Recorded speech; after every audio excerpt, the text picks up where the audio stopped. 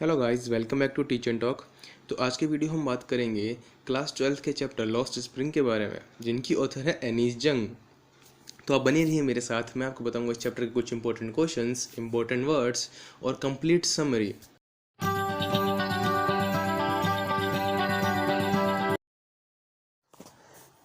तो गाइस, इस चैप्टर में एनीस जंग ने उन बच्चों के ऊपर ध्यान केंद्रित किया है जो अपनी फैमिली कंडीशंस के कारण अपने सपनों को कभी पूरा नहीं कर पाते और उनको निम्न स्तर के कामों में जूझना पड़ता है और मजबूरन ऐसे कामों को करना पड़ता है अपनी परिवार की स्थिति को संभालने के लिए और खुद के जीवन यापन के लिए। तो मैं चाहूँगा आप इस स्टोरी को एज अ स्टोरी ही समझें, अपने क्लास के या टेक्स्ट बुक के चैप्टर के तौर में ना लें। अगर आप इसको एज ए स्टोरी सुनेंगे तो आपको शायद ज़्यादा मज़ा आएगा, क्योंकि इस स्टोरी की जो मॉरल वैल्यू है बहुत ही शानदार है। तो मैं शुरू करता हूँ एज ए नरेटर इस स्टोरी को। साहब नाम का बच्चा अपनी फैमिली के साथ में बांग्लादेश के ढाका से दिल्ली के पास में सीमापुरी नामक जगह में आता है। सीमापुरी नामक जगह एक स्लम एरिया है, मतलब कूड़े कचरों के ढेरों से भरा पूरा एरिया है वो। वहाँ पे गंदगी के अलावा और कुछ आपको दिखेगा ही नहीं। उस एरिया में साहब जैसे हज़ारों परिवार, साहब जैसे बच्चे हज़ारों रहते हैं और ऐसे हज़ारों परिवार वहाँ पे निवास लेते हैं अपना। और इन परिवारों की अपनी मजबूरी है, उनकी गरीबी है, दयनीय स्थिति है उनकी ऐसी कि वो और कुछ कर नहीं सकते लाइफ में, वो अनएजुकेटेड है। तो इस पूरे माहौल के अंदर जो एक साहब जैसा छोटा बच्चा है, उसकी मानसिक स्थिति पे बहुत प्रभाव पड़ता है। वो पढ़ना भी चाहता है पर पढ़ नहीं पाता अपनी स्थितियों के कारण। तो मजबूरन उसको भी अपने परिवार के ढर्रे पे चलते हुए ऐसे काम करने पड़ते हैं। उसको भी रैग पिकिंग का काम करना पड़ता है, उसको भी कचरों के ढेर में जाके कचरे में से कुछ अच्छी चीज़ मिल जाए उसको चुनना पड़ता है और दिन भर वो इसी काम में जूझता रहता है। कचरे को साफ़ करना, इधर से उधर लेके जाना। और उसके साथ में कोई 4-5 मित्र भी हैं उसके। किसी के पास फटे पुराने कपड़े पहने हुए हैं, किसी के पास जूते है ही नहीं, है तो वो फटे पुराने जूते पहने हुए हैं। तेज़ धूप के अंदर सुबह से लेकर दोपहर तक घूमते रहते हैं इधर से उधर। तो इनकी स्थिति एक बहुत ही दयनीय स्थिति है। और दिल्ली जो बहुत रईसों का शहर है, उसके जस्ट पास में सीमापुरी एज अ डिस्टेंस तो बहुत पास में है, पर इसके मायने बहुत अलग हैं। क्योंकि सीमापुरी तो एक स्लम एरिया है और दिल्ली एक रईसों की सिटी है।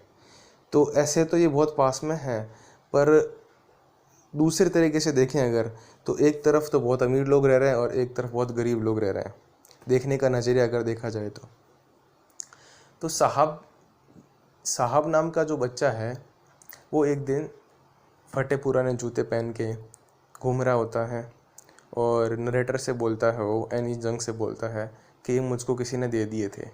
मतलब वो बहुत खुशी से बोलता है कि एक अमीर आदमी का बेटा था, टेनिस प्लेयर होगा, उसके जूते फट गए थे तो उसको पसंद नहीं आए तो उन्होंने ला के मुझको दे दिए। तो मतलब उसको उन फटे पुराने जूतों में भी बहुत खुशी का एहसास हो रहा है। तो सोचो आप उसकी स्थिति क्या होगी। थोड़े दिन बाद सांप थोड़ा बड़ा होता है तो नरेटर जाती है और ऑब्ज़र्व करती है उसको कि वो आजकल क्या कर रहा है। तो साहब एक दिन कहता है कि मैंने अभी चाय के स्टॉल पे काम करना शुरू किया है, मेरे को 800 रुपये एक दिन के मिलते हैं और 2 टाइम का खाना मिलता है और उसी में वो अपना जीवन यापन कर रहा है और चाय की केतली लेके घूमता रहता है, इधर से उधर चाय देने का काम है उसका। चाय में बर्तन धोने का, गिलास साफ़ करने का, ये सारे निम्न स्तर के काम उसको करने पड़ते हैं।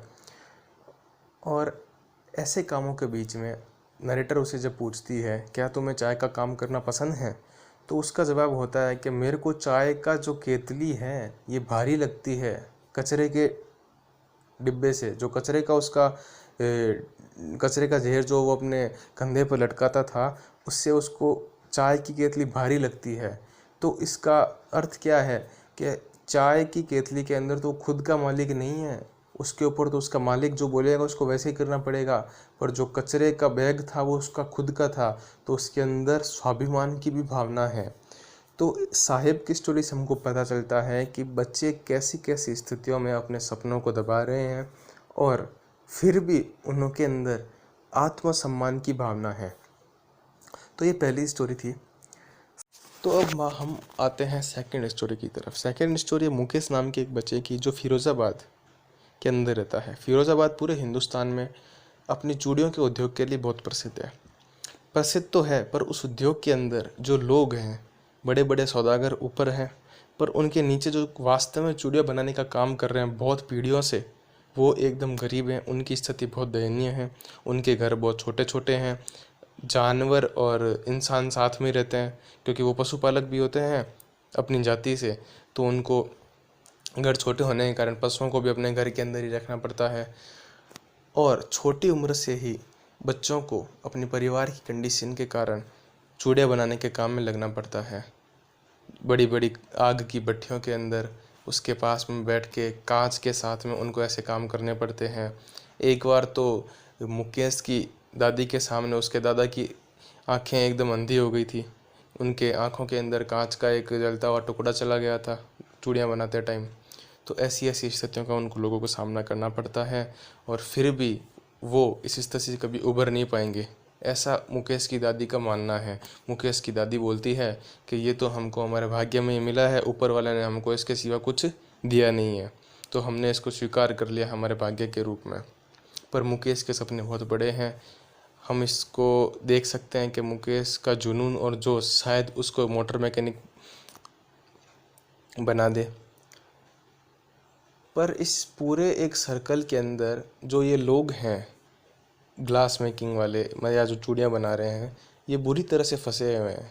क्योंकि अगर ये अपने आप में चेंज लाना भी चाहते हैं, अपने जो फैमिली कंडीशन से है उसमें चेंज लाना चाहते हैं, तो भी ये ला नहीं सकते। क्योंकि जो बड़े बड़े सौदागर हैं, जो पुलिस है, जो पास में जो मनी लेंडर्स हैं, क्योंकि गरीब होते तो इनको पैसा भी उधार लेना पड़ता है, जो पैसा देने वाले लोग हैं वो सब इनको एक जंजाल के अंदर पिरो के रखते हैं ताकि ये उठ ही नहीं पाए कभी। इनकी स्थिति वैसी की वैसी पड़ी रहती है। तो इस स्टोरी से भी हमको समझ में आता है कि मुकेश जैसे भी ऐसे हज़ारों बच्चे हैं जिनके बहुत बड़े बड़े सपने हैं, पर वो कुछ कर नहीं सकते। मुकेश एक कार का मैकेनिक बनना चाहता है। वो चाहता है मैं फिरोज़ाबाद की सड़कों पे कार चलाऊं, पर अपनी मजबूरियों के कारण उसको चूड़ियों का काम करना पड़ता है। तो इस स्टोरी में भी इतना ही है।